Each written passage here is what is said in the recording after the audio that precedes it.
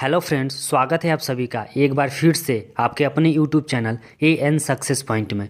दोस्तों, आज की इस वीडियो में हम जीके के मोस्ट इम्पोर्टेंट 25 क्वेश्चंस को देखेंगे जो आपके आने वाले एग्जाम के लिए वेरी इंपॉर्टेंट है। तो वीडियो को बिना स्किप किए एंड तक ज़रूर देखें। और अगर आप हमारे वीडियो को पहली बार देख रहे हैं तो हमारे चैनल को सब्सक्राइब करके बेल आइकन को दबा लीजिए, जिससे हमारी आने वाली सारी वीडियो की नोटिफिकेशन आपको मिल जाए। तो चलिए आज के वीडियो को स्टार्ट करते हैं। तो आज के वीडियो का हमारा फर्स्ट क्वेश्चन है, सौरमंडल की खोज किसने की थी? तो इसका राइट आंसर होगा हमारा ऑप्शन ए, कोपरनिकस ने सौरमंडल की खोज की थी। हमारा ऑप्शन ए सही होगा।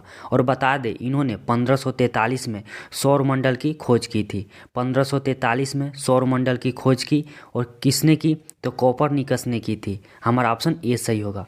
चलिए अगला प्रश्न देखेंगे। तो अगला प्रश्न है हमारा, राष्ट्रीय जनसंख्या आयोग किस मंत्रालय के अधीन है? तो इसका राइट आंसर होगा हमारा ऑप्शन सी, स्वास्थ्य मंत्रालय के अधीन है राष्ट्रीय जनसंख्या आयोग। हमारा ऑप्शन सी होगा। और बता दें इसकी गठन 11 मई 2000 में राष्ट्रीय जनसंख्या आयोग का गठन हुआ था। 11 मई 2000 में इसकी गठन हुई थी और स्वास्थ्य मंत्रालय के अधीन है। हमारा ऑप्शन सी सही होगा। अगला प्रश्न है हमारा, इसरो के अध्यक्ष कौन है? तो इसका राइट आंसर होगा हमारा option B, doctor S Somnath. ISRO के अध्यक्ष हैं डॉक्टर एस सोमनाथ, जो कि फ्रेंड्स बता दी केंद्र सरकार ने कुछ दिन पहले ही डॉक्टर एस सोमनाथ को इसरो के अध्यक्ष नियुक्त किया है। डॉक्टर एस सोमनाथ को केंद्र सरकार ने कुछ दिन पहले ही नियुक्त किया है। हमारा ऑप्शन बी सही होगा। चलिए अगला प्रश्न देखेंगे। अगला प्रश्न हमारा, न्यूटन के गति का प्रथम नियम कहलाता है? तो इसका राइट आंसर होगा हमारा, न्यूटन के गति का प्रथम नियम जड़त्व का नियम कहलाता है। हमारा ऑप्शन बी होगा। जड़त्व का नियम न्यूटन के गति का प्रथम नियम कहलाता है। हमारा ऑप्शन बी होगा।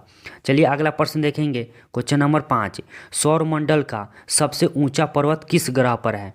तो इसका राइट आंसर होगा हमारा ऑप्शन बी, मंगल ग्रह पर सौरमंडल का सबसे ऊंचा पर्वत है। हमारा ऑप्शन बी होगा। मंगल ग्रह पर सौरमंडल का सबसे ऊंचा पर्वत है। हमारा ऑप्शन बी होगा। चलिए अगला प्रश्न देखेंगे। तो अगला प्रश्न हमारा, नेहरू विज्ञान केंद्र कहाँ है? तो फ्रेंड्स इसका राइट आंसर होगा हमारा ऑप्शन डी, मुंबई में नेहरू विज्ञान केंद्र स्थित है। हमारा ऑप्शन डी सही होगा, मुंबई में।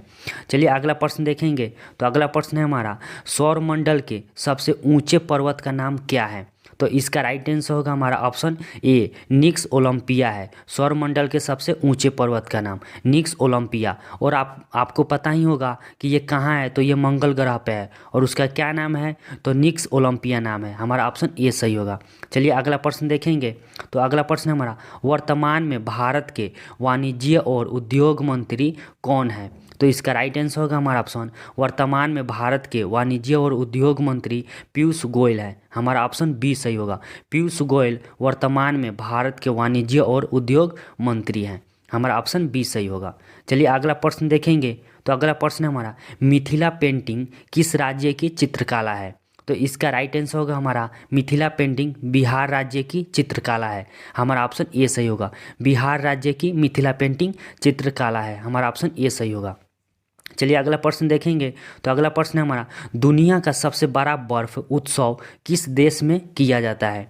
तो हमारा राइट आंसर होगा, दुनिया का सबसे बड़ा बर्फ उत्सव चीन देश में मनाया जाता है। हमारा ऑप्शन बी सही होगा। चीन देश में दुनिया का सबसे बड़ा बर्फ उत्सव मनाया जाता है। हमारा ऑप्शन बी सही होगा।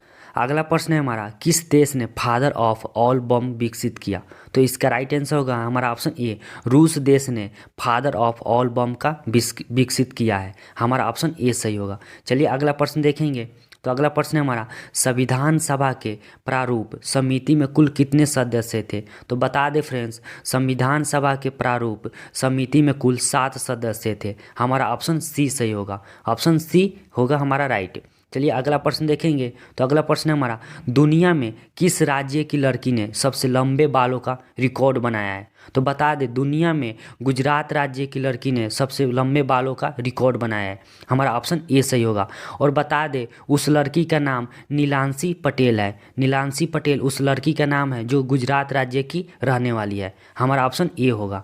चलिए अगला प्रश्न देखेंगे। तो अगला प्रश्न है हमारा, जनगणना के तर्ज पर मृत्यु गणना करने वाला प्रथम राज्य कौन सा है? तो इसका राइट आंसर होगा हमारा ऑप्शन ए, कर्नाटक राज्य है जो जनगणना के तर्ज पर मृत्यु गणना करने वाला प्रथम राज्य है, कर्नाटक।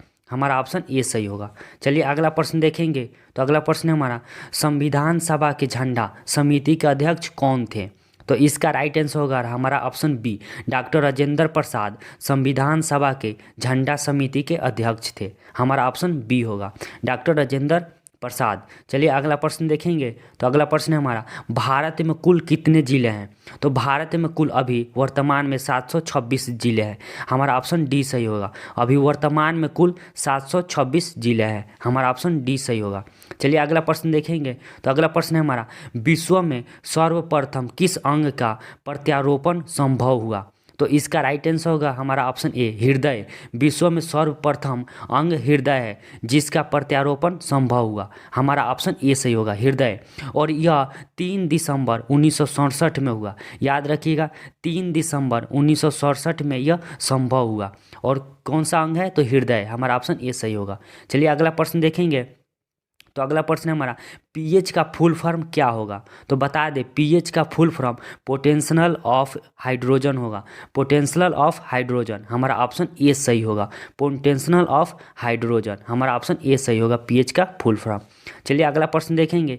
किस राज्य ने एचआरपी पोर्टल की शुरुआत किया? तो इसका राइट आंसर होगा हमारा ऑप्शन बी, हरियाणा राज्य ने एचआरपी पोर्टल की शुरुआत किया। हमारा ऑप्शन बी सही होगा, हरियाणा राज्य।